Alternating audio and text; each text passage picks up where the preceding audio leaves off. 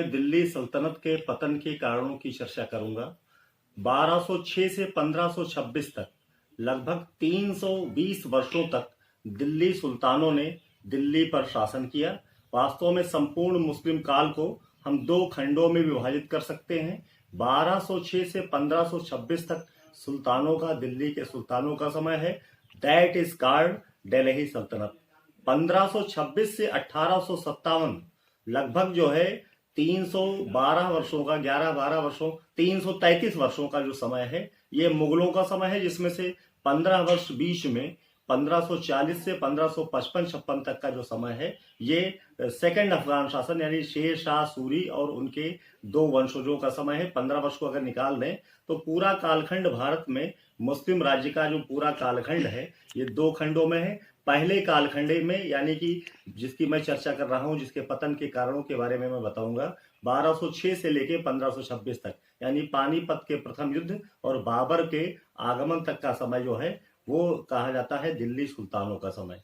जिस जोश के साथ टर्कों ने भारत पर आक्रमण किया और राज सत्ता स्थापित की थी, बड़ी विचित्र स्थिति लगती है कि समय के साथ अस्थिरता के कारण, अनस्टेबिलिटी के कारण वह व्यवस्था बहुत स्थायित्व को प्राप्त नहीं कर पाई।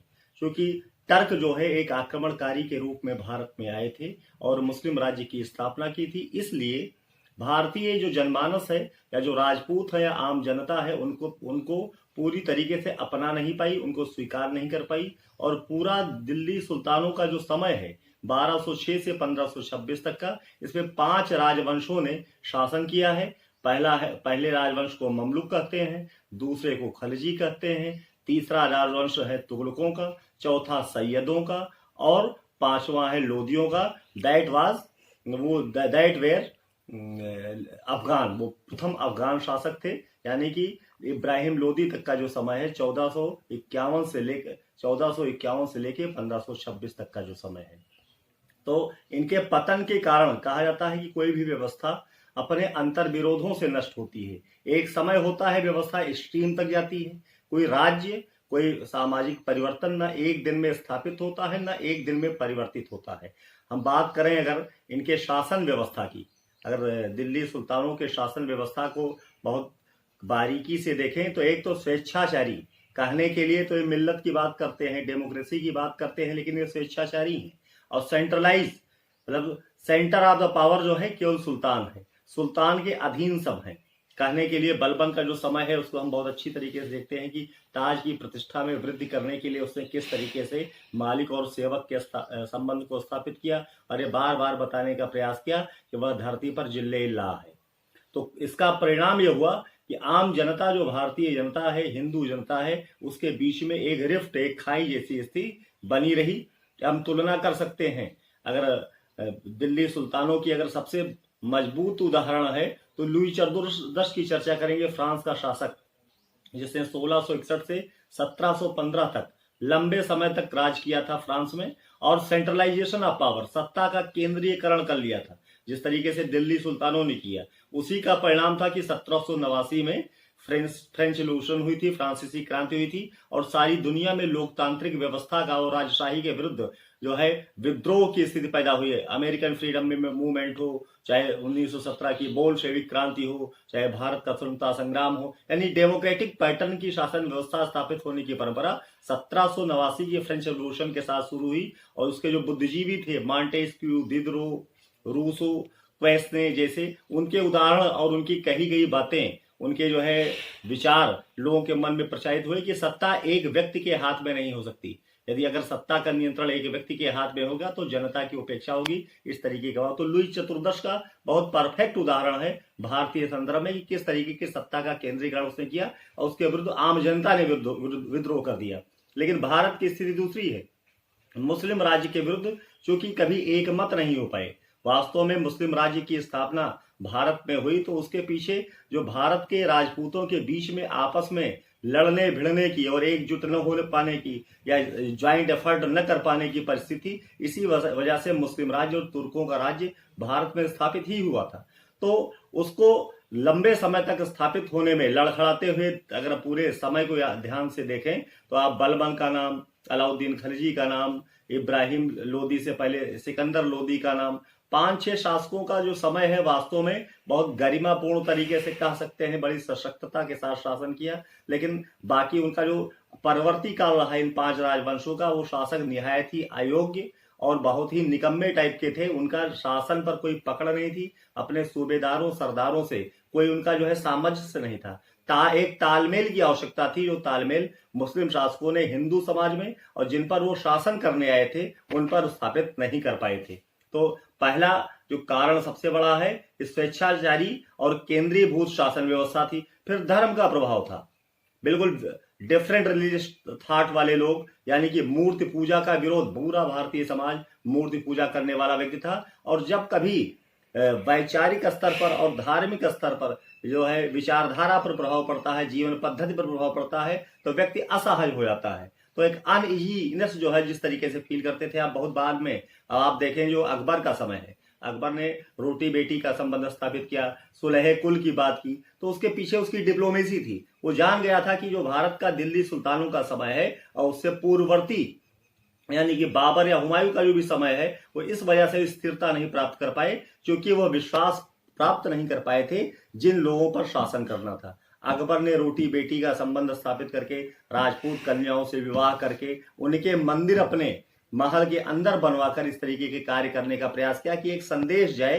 कि वास्तव में सबके लिए शासन करना चाहता है, और सबके हृदय में उसने दीन इलाही की स्थापना, तौहीद इलाही की स्थापना भी इसी उद्देश्य से की थी। तो अकबर ये बात समझ पाया था, इस वजह से अकबर सफल रहा, और अकबर के बाद का जो मुगलों का समय है वो एक स्थायित्व का समय है। तो धार्मिक जो प्रभाव है और धार्मिक विचारधारा पर और धार्मिक क्रियाकलापों पर जिस तरीके से तीर्थ यात्रा कर लेना, जजिया वसूलना, ये सब चीजें बड़ी कष्टप्रद थी, और वास्तव में जो हिंदू जनमानस है अंतर्मन से इन मुस्लिम शासकों को स्वीकार नहीं कर पा रहा था। ये बहुत बड़ा कारण था कि उनका विश्वास और उनका जो है सद्भावना ये मुस्लिम शासक प्राप्त नहीं कर पाए। तीसरा, गुलामों की बात करूंगा। ये गुलाम डायनेस्टी वास्तव में गुलाम रखने की जो परंपरा थी, बहुत अच्छे तरीके से गुलामों को रखते थे। ये जो ममलुक शासकों के बारे में बताया ही जाता है कि कुतुबुद्दीन ऐबक, इल्तुतमिश या बहाउद्दीन बलबन जैसे लोग अपने प्रारंभिक जीवन में किसी न किसी के गुलाम थे और कुछ सिक्कों में खरीदे गए थे। लेकिन तरक्की करते करते ये लोग जो है सत्ता की शीर्ष पर पहुंच गए और सुल्तान बन गए। तो गुलामों को रखने की परंपरा इनके यहाँ बहुत प्रचलन में थी। इसमें सबसे बड़ा उदाहरण दिया जाता है फिरोज शाह का। फिरोज शाह ने के समय में 1,80,000 गुलाम थे, जिसमें से 40,000 दास केवल गुलाम केवल उसके महल में काम करने के लिए थे। तो आप ये समझ सकते हैं कि इतनी बड़ी संख्या, एक विभाग बना दिया था दीवाने बंदागान। तो इतनी बड़ी संख्या में दासों को रखना कहीं ना कहीं सत्ता का खर्च बढ़ाना था। उस पर बर्टनी, आप कहते हैं ना कि फिजूल खर्ची न करें। आज भी कहा जाता है डेमोक्रेसी में, लोकतंत्र में हम कहते हैं कि शाह खर्ची से मंत्री बचे, मुख्यमंत्री बचे, इस तरीके के फरमान जारी किए जाते हैं। तो इसके पीछे उद्देश्य ये होता है कि सरकारी खजाना खोल नहीं देना है, लेकिन इन लोगों ने अपने गुलामों को प्रोटेक्ट करने के लिए, उनको आगे बढ़ाने के लिए और फिर उनसे अपनी सेवाएं लेने के लिए फिरोज शाह जैसे लोगों ने, शासकों ने बड़ी संख्या में जो गुलाम रखे, उसने अर्थव्यवस्था को, जो दिल्ली सुल्तानों की व्यवस्था है उसमें घुन लगा दिया, और जो आर्थिक क्षति हुई उसमें सबसे बड़ा योगदान इन गुलामों का था। फिर विद्रोह, चूंकि उत्तराधिकार का कोई निश्चित नियम नहीं था। राजपूत काल के शासकों के बारे में हम आप जानते हैं कि राजपूत शासक व्यवस्था में था कि जो राजा का पुत्र है, वो ज्येष्ठ पुत्र है, वो युवराज जो है के रूप में उसका जो है पालन पोषण होता था, और निश्चित रूप से शासक के जाने के बाद, राजा के जाने के बाद उत्तराधिकारी होता था। शेष उसके भाई गुजारेदार होते थे, यानी उनको ये अधिकार नहीं था कि वो राजा बनने के लिए युद्ध करें, उसको शासकत्व को चुनौती दें। लेकिन जो मुस्लिम मिल्लत की बात की जाती है, इस्लामिक शासन व्यवस्था में इस तरीके की बात की जाती है कि राजा जो है का निर्वाचन होना चाहिए। होता यह था कि जो एम्बिशस दरबारी गुट हैं वो विद्रोह करने की स्थिति में आ जाते थे, और जो प्रबल होता था जो वर्ग, आपने देखा कि बार बार किस तरीके से अंतिम परवर्ती शासक मारा गया। चाहे आप ममलुक शासकों की बात करें, चाहे खलजियों की बात करें, चाहे तुगलकों को, जिस स्थिति से हर जो है डायनेस्टी के परिवर्तन के बीच का जो समय है, उसमें जो कमजोर जो शासक था, जो परवर्ती शासक था उसको हत्या करके दूसरे राजवंश ने शासन स्थापित किया था। तो एक विद्रोह वाली स्थिति जो थी वो अनस्टेबिलिटी पैदा करती थी, राजा की शक्ति को घटाती थी। फिर सामाजिक विद्रोह और सामाजिक जो वैमनस्य है, शासक वर्ग, दो वर्ग का उदय हो गया। जो यहाँ के मूल निवासी हैं वो शासित हो गए और बाहर से आक्रमणकारी के रूप में भारत में आने वाले लोग वो जो है शासित हो गए। तो उस तरह से उन पर शासन, तो मन में भले ही प्रस्फुटित न होती रही, लेकिन एक सिंपैथेटिकल जो है भावना, सद्भावना भारतीय जनमानस के मन में इन शासकों के प्रति नहीं थी। और फिर तुर्क, अफगान, हिंदू व परिवर्तित मुसलमान ये सब अलग अलग तरीके से आपस में इंटरैक्ट करते थे। जैसे टर्क अफगानों पर भरोसा न करता, अफगान सैयदों पर भरोसा न करता, हिंदू तुर्कों पर भरोसा न करता। तो एक तरीके से जो आपस की जो सामंजस्य न हो पाने की सबसे बड़ी विसंगति थी, इसका भी कारण बना। और तात्कालिक कारण कुछ भी हो, हम कहते हैं कि जो 320 वर्षों का जो समय है, इमीडिएट कारण बन गया बाबर जैसे योद्धा का भारत में आना। और भारत में पानीपत के युद्ध में जो युद्ध कला है, उसने जिस युद्ध कला का परिचय दिया, उससे वास्तव में भारतीय जो सैनिक थे, इब्राहिम लोदी रहे हों या राजपूत जो रहे हों, ये पूरी तरीके से उस वारफेयर से अनभिज्ञ थे। ठीक वैसी ही स्थितियां थी जबकि मुइजुद्दीन गोरी के आक्रमण में राजपूत इन टर्कों से हारे थे। क्योंकि युद्ध कला के क्षेत्र में पिछड़ा हुआ था राजपूत, वो समझ नहीं पाता था कि वास्तव में टैक्ट क्या है, किस टैक्टिक से। भीड़ कभी युद्ध करने में सफल नहीं हो सकती। युद्ध कला की दृष्टि से जिस तरीके से राजपूत शासक पिछड़े हुए थे, वही स्थिति इब्राहिम लोदी के समय, इब्राहिम लोदी की सेना और सब बड़ी भारी सेना थी। कहते हैं 1 लाख की सेना ने को 12,000 या 25,000 की सेना ने, अलग अलग इतिहासकारों के अलग व्यूज हैं। निश्चित रूप से बाबर की सेना बहुत कम संख्या में थी, इब्राहिम लोदी की सेना। इन पानीपत के युद्ध में वो बुरी तरह परास्त हुए। तो इमीडिएट कारण तो बन गया, इसके जो पीछे की पृष्ठभूमि है, उसके पीछे एक और बहुत बड़ा कारण है तैमूर का आक्रमण। तैमूर के आक्रमण ने यह संदेश दे दिया कि यहां राजतंत्र नाम की कोई चीज नहीं है। लंबे समय तक अंतिम तुगलक शासक के समय जिस तरीके से आक्रमण किया और खिज्र खां को स्थापित करके वो गया था 1398 में आक्रमण करने के बाद, और वहां फिर दरबार लगाया और खिज्र खां को अपना वायसराय बना दिया।